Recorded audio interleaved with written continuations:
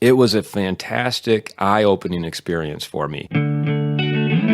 Welcome to the Rental Property Owner and Real Estate Investor Podcast, brought to you by the Rental Property Owner Association, providing benefits and services to real estate investors and rental property owners for over 45 years. With your host, Brian Hamrick from Hamrick Investment Group.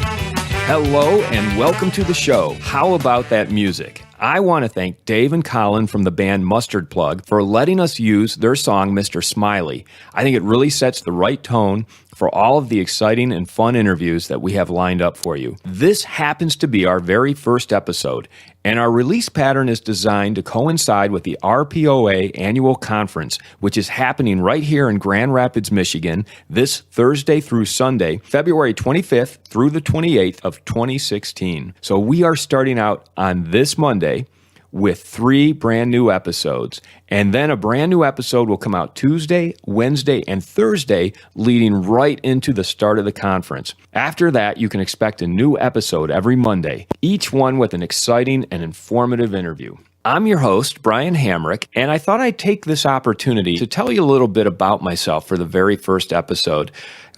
Take about 5 to 10 minutes of your time to give you a little background, a little history, so you know where I'm coming from when I'm interviewing a lot of our guests. So anyway, who am I? I'm Brian Hamrick, and I own a company called Hamrick Investment Group. And what we do is we syndicate large apartment communities. That's kind of my core function. Syndication, pooling together large investments from different investors in order to purchase large apartment communities. In the past 2 years, I have, with my investors, acquired a 71-unit in Lansing, Michigan, a 96-unit mixed-use apartment, which has 96 apartment units plus about 7,800 square foot of commercial space that we're in the process of leasing out. And that's in Grand Rapids. And then also in Wyoming, Michigan, which is right next door to Grand Rapids, we have acquired a 207-unit apartment complex. So these are some of the bigger ones, all together with different investors, and each investment is a little different, has a separate LLC, has a separate ownership group and investor group. But with my investors, we own about 450 units in the Grand Rapids, Wyoming, Lansing, Michigan area. So kind of mid to west Michigan. That's kind of the big picture. But let me talk about my background and how I got to this point, because I have not always been a real estate investor. In fact, I have 20 years of experience in a completely different field. And I will tell you that I truly believe that I had the best job in the world. Okay, I no longer have a job, I have a business, but my job for 20 years was movie marketing. I used to edit, produce, and do copywriting for motion picture marketing. So, you know, when you go to the movies and you see the coming attractions, that's the kind of thing I worked on. If you were watching the Super Bowl or any TV show and you saw a 30-second TV commercial for a film, I used to do those. I used to help make those. So that is a team effort, just like real estate, actually. There's a lot of parallels between the two businesses. With other people, like I say, it's a team effort. I worked on the campaign for Remember the Titans. I actually cut the trailer for that. I worked on the campaign for 8 Mile, which was the Eminem movie. The Mummy Returns, the original, the Fast and the Furious movie, The Hangover. That's another movie that I had a lot of fun working on. But anyway, it was the greatest job. But eventually things change. You realize it's time to move on. And back in probably about 15, 16 years ago in 2000, I listened to a Nightingale Conant tape set. They produce kind of like informational, self-help type programs. And I ordered Robert Kiyosaki's Rich Dad, Poor Dad. So I never read Rich Dad, Poor Dad, but I listened to it on tape. And it was a fantastic, eye-opening experience for me. You know, I really learned, I'd really never thought about passive income and how real estate can help you acquire passive income. So that was kind of my my introduction into that whole thought process. And I got so excited about investing in real estate, but I didn't know anything about it. I didn't know where to start. My wife, who was my girlfriend at the time, we started looking around for multi-units. And at the time, I was living in Los Angeles. So we were looking for real estate to acquire in probably 2001, 2002 in Los Angeles. And that was, at that point, property values were very, very high. But they hadn't even taken off yet to become super high, balloon high. And we quickly realized that we could not afford to buy any sort of rental property in Los Angeles unless we quit our jobs and spent our full-time effort trying to find those properties. But I had a great job, so why would I do that? What we did instead was we bought a condo in Santa Monica.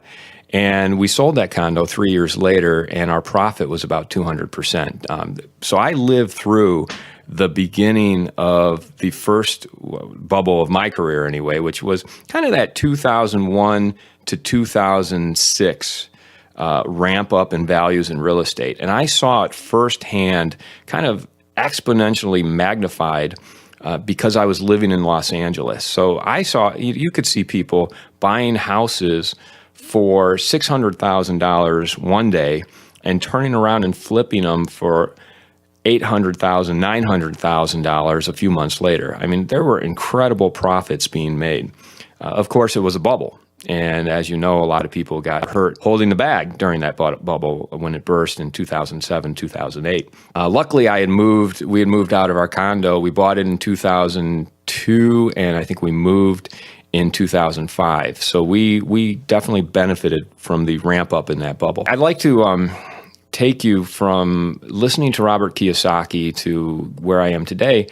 And part of it was just learning. I realized, okay, I need to learn as much as I possibly can. And in Los Angeles, there's a company called the Learning Annex. And I remember going through the Learning Annex catalog, and I saw that Robert Allen, he's one of the original no money down guys. And he also wrote multiple streams of income. He was speaking at the Learning Annex. So I went and listened to his presentation, and it was one of the most riveting, exciting presentations I'd ever listened to. I ended up signing up for his Wealth University course, which I believe was like $4,000 or $5,000. But, look, I think you get out of these courses what you put into them. And while I never used his no money down techniques, I certainly learned a lot from his courses. And I realized that partly because I was in Los Angeles, it was very, very hard to find the type of no money down deals that he was talking about. What I did find instead was a network of investors that were investing around the country, and this was central to Los Angeles. It was called the Marshall Reddick Group, and what it did was it allowed me to work with brokers from other states in good neighborhoods, good areas, good cities that not only could they help me acquire properties for much, much less than I could pay in Los Angeles, but they were cash flowing properties, and the management was kind of built into the deal. The insurance was kind of built into the deal. So it was a network of professionals around the country that basically was kind of a plug and play. And because the financing was so easy to get back then, I was able to acquire a lot of single family homes for like $5,000 or $10,000 down. It was crazy. So I did. I ended up purchasing about 7 out-of-state properties, single families. Some of them were condos, some of them were townhomes. Most of them were single-family houses. And I bought in places like Rio Rancho, New Mexico, which is just outside of Albuquerque. I bought in Fayetteville, North Carolina, Greensboro, South Carolina, and Rock Hill, South Carolina. And I owned those for about anywhere from 10 to 14 years. I've ended up selling them off. And what I found with the single families, even though I bought them for really cheap, they were supposed to cash flow on paper. In reality, I was lucky if I broke even. And it's because I didn't run my numbers properly. I didn't take into account things like repairs. and maintenance and just increases in property tax, that kind of thing. And what you find when you own property out of state, if you don't have a property management company that you trust, things can go south pretty quickly. So I sold off 6 of those 7 properties. And in the end, I learned a lot. It was a great learning experience. Maybe I broke even. If I did break even, it was probably more because of the tax benefits that I was able to get from the losses on the property. But I realized probably around 2005, 2006, that multifamily was the way to go. And in 2005, my wife and I moved to Grand Rapids, Michigan.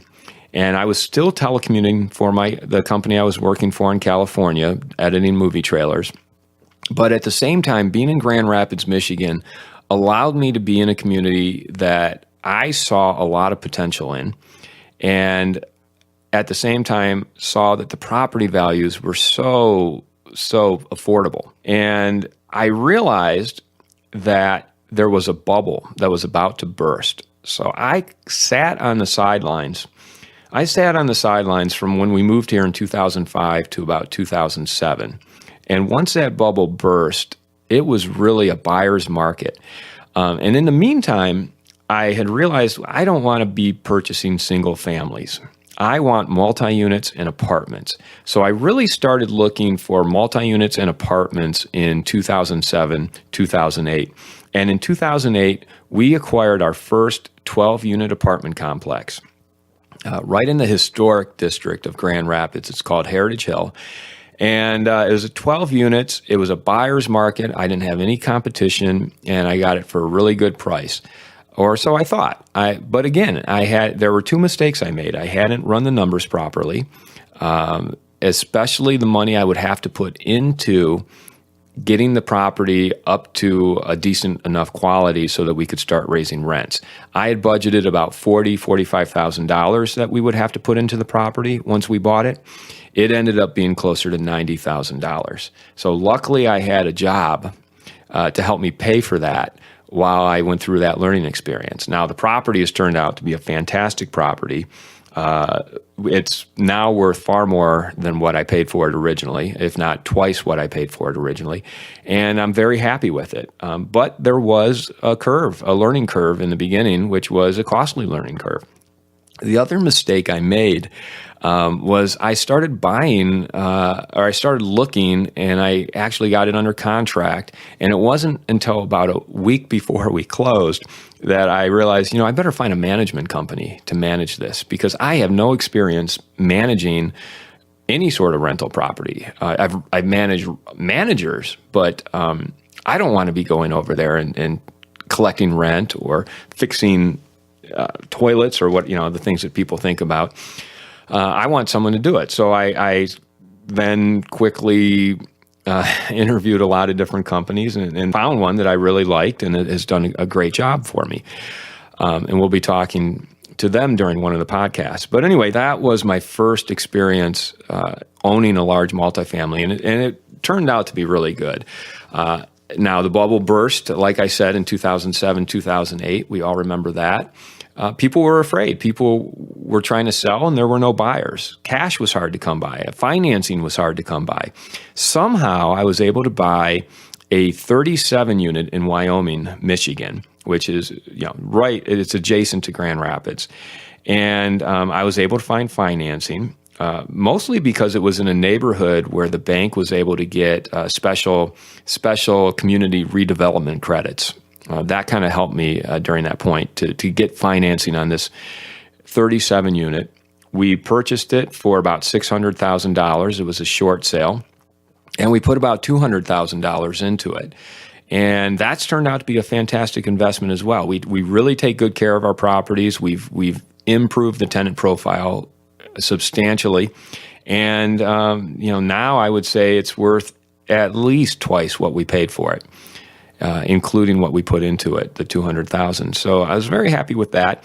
And, it was like during that period, it was so easy to find good deals. We ended up buying a 4-unit for about $21,000, which I later sold for $115,000. I purchased duplexes. I purchased a 5-unit, a 6-unit. And I grew my portfolio to about 73 units.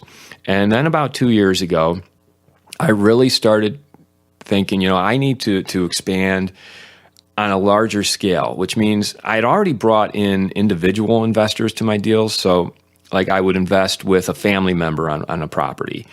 And then I'd invest with a different family member on a different property. But I realized, if I get into syndication, and by the way, let me just back up because I do like to be specific with names.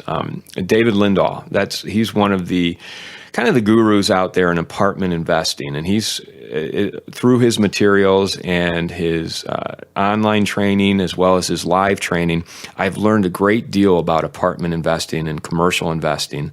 And I went to one of his syndication or private money seminars, and this was back in 2010, 2011, because I realized if I'm going to get to the point where I can transition to real estate full time, I really need to learn how to syndicate and raise private money. And sure enough, that's what we ended up doing. Back in 2014, I raised, with my investors and my partners, we raised about $525,000 from private investors, all accredited, by the way, and in order to purchase a 71 unit in Lansing. And then within a year of that, we raised over $2 million to acquire a 207 unit in Wyoming, Michigan. And then most recently, we raised about $1.3 million from investors to acquire the 96 unit plus commercial here in Grand Rapids. So I strongly believe in good training. But I will tell you that in my experience, the gurus and the people who provide this training really have solid material. And if you know what you want out of this material, it's definitely worth it. I don't think you can learn the real world aspect of real estate investing from a university or a college. I think you have to learn it from people who are doing it. The other thing that's important is having a community. And that's why I was very honored and excited when Clay Powell from the Rental Property Owner Association came to me and said, "Hey, would you consider hosting this podcast?" First of all, I love podcasts. I listen to them all the time. I think that's a great form of training. I also love podcasts because you can listen to them in your car. You can listen to them at the gym while you're out walking. It's on-the-spot training that you can listen to anywhere, right from your smartphone or your computer. So it's really fantastic. So I was honored when Clay came to me and asked if I would be willing to host this. And I was excited. I'm very excited to be hosting this podcast. And I'm also excited to be bringing some of the fantastic interviews that I've had so far with members of the RPOA community. And this isn't limited, my guests are not just limited to RPOA members or RPOA trainers, but the RPOA, which is the Rental Property Owner Association of Michigan here, you're going to find the best knowledge through the RPOA. And I've been lucky to be able to tap into that knowledge. And I thank you for taking the time to listen to my story. I know I've kind of gone over the 5 to 10 minutes I said I would take. So what you can do if you listen to this podcast and you really like it is go to iTunes and subscribe to the podcast so it's there automatically for you every Monday morning when it comes out. Rate the podcast, 5 stars preferably, and review. Leave a little review. That really helps drive up the listenership and lets us know that we are reaching people with all this great information. So thank you very much and enjoy the podcast. You've been listening to the Rental Property Owner and Real Estate Investor Podcast, brought to you by the Rental Property Owner Association. You can find out more at rpoaonline.org.